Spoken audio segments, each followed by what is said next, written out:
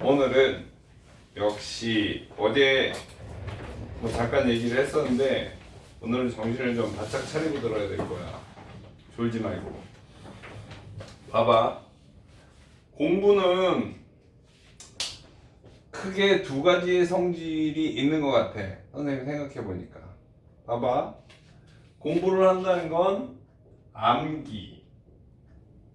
암기한다는 부분이 분명히 있지.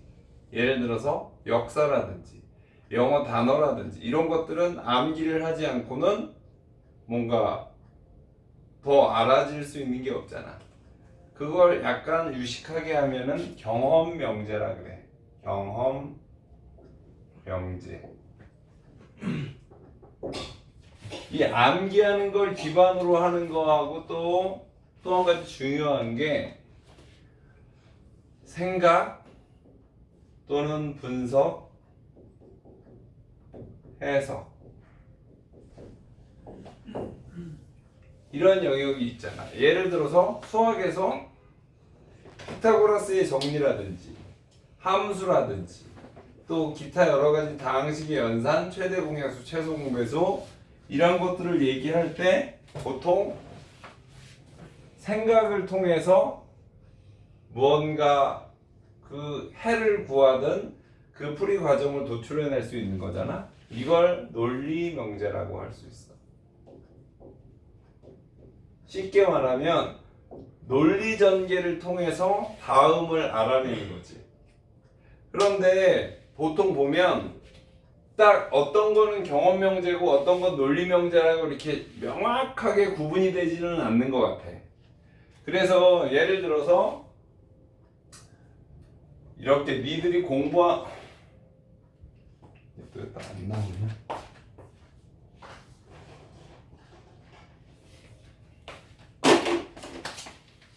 공부의 영역이 이렇게 있다 그러면 공부가 이런 거라고 하면 여기 경험적으로 아는 게 있을 수 있고 어떤 내용을 기반으로 해서 논리적으로 어떤 영역을 확장해가는 두 가지 측면이 있는데 너희들의 공부 자세에 따라서 이게 중간쯤에 있을 수도 있고 이렇게 경계가 될 수도 있고 이렇게 경계가 될 수도 있을 것 같아.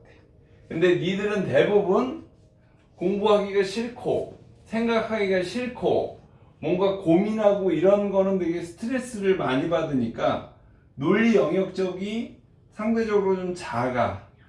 대부분은 경험적인 걸로, 즉 암기하는 걸로 공부를 해결하려고 한다고. 잘 생각해봐. 니들이 어떤 성향으로 그 어떤 컨텐츠를 공부 내용을 대하고 있는지. 그런데 지금 우리는 21세기를 살아가고 있고 21세기의 화두가 뭐야? 창의적 인간이고 이걸 기반으로 해서 4차 산업혁명 얘기를 하고 AI의 얘기를 많이 하지. 그러면 이 AI, 4차 산업혁명, 창의 이런 것들은 다 무엇을 기반으로 하느냐 하면 봐봐. 지금까지는 지식, 즉 암기로 만들어낼 수 있는 성과가 사람들로 인해서 나름대로 평가받을 수 있었어. 무슨 말이냐면 운전을 할 수 있는 사람, 또 어떤 내용을 알고 이 수학 문제를 풀 수 있는 사람, 또 뭐 어떤 역사적 사실에 대해서 알고 있는 사람, 그걸 외우고 있는 사람, 어떤 해결책을 외우고 있는 사람이 의미가 있었다고. 이 지식이. 그런데 이제 더 이상 지식은 어디 속에 다 들어가 있어? 핸드폰 안에 다 들어가 있어. 스마트폰 안에. 그러니까 더 이상 지식은 별 의미가 점점 없어져. 그 대신에 뭐가 돼도 되냐면 쉽게 말하면 니들이 지금까지 했던 공부 방식의 대부분을 차지하는 이 경험적인 지식적인 측면에서의 공부 영역이 쉽게 말해서 가치가 하락되고 있다. 급격하게. 그래서 지금 다음 세대에 요구되는 지식이 아니라 이 니들이 스스로 생각해내고 확장시켜낼 수 있는 이 논리 명제의 이런 분야가 되게 필요로 하고 가치 있는 것으로 바뀐다고. 다시 말해서 AI라는 게 뭐야? AI라는 게 인공지능을 얘기하는 거야.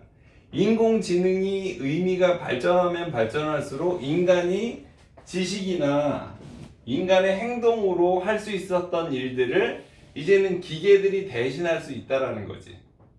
그거는 단순한 어떤 지식 기반에서 일어나는 일들을 대신해 준다는 거야. 그렇지만 앞으로의 시대에서는 그래서 그런 것들이, 그러니까 세상의 영역도 마찬가지야. 세상의 영역, 이건 지식의 영역이었다 그러면 세상을 구성하는 것도 경험적인 영역이 이렇게 넓었어. 그리고 어떤 논리적이고 어떤 창의적인 영역은 되게 작았었단 말이야.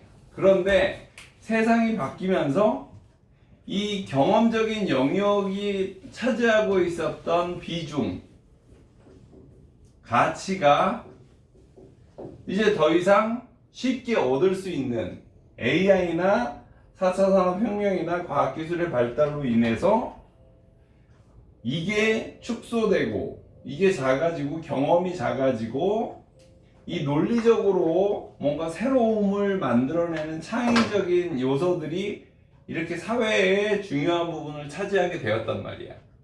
그러면 그것은 무엇을 의미하냐면 니들이 공부할 때도 단순 외워서 정리하는 거에 마음이 편하게 느끼는 사람들이 있을 것이고, 야, 생각해도 잘 모르겠다.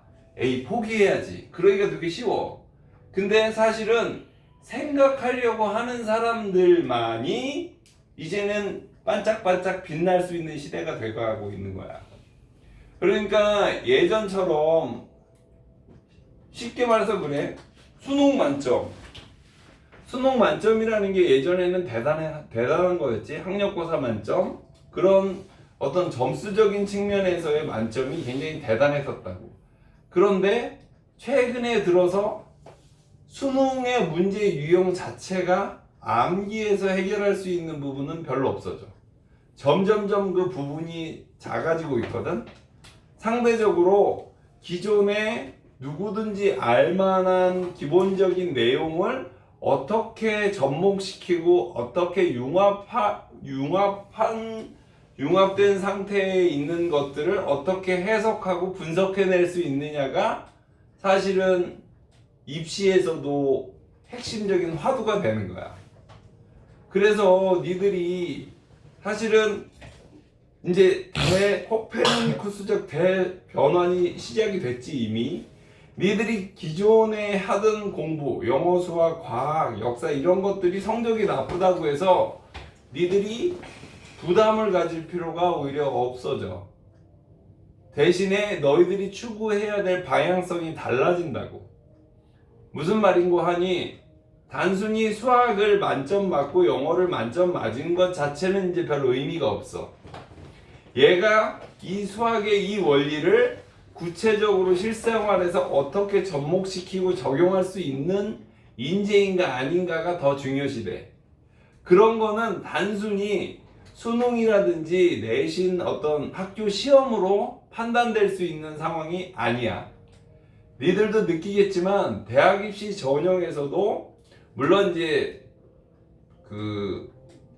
공정성의 부분에서 그 다음에 심지어는 지금 살아가고 있는 사람들의 의식 수준이 발전적인 방향성으로 나아가는 것을 쫓아가지 못하는 한계 때문에 입시 제도에서 수시라는 것들이 수시의 비중이 줄고 정시의 비중을 늘려라 이런 식의 의견을 내는 사람들도 많고, 공정이 무너지는 그런 예들이 나오기 때문에 아무래도 뭐 정시 쪽을 늘려야 된다는 의견들이 많지만, 정시도 정시인데 중요한 거는 분명히 사람들이 보는 시선이 단순히 이제 점수적인 어떤 포인트에 가 있지 않는다는 거야.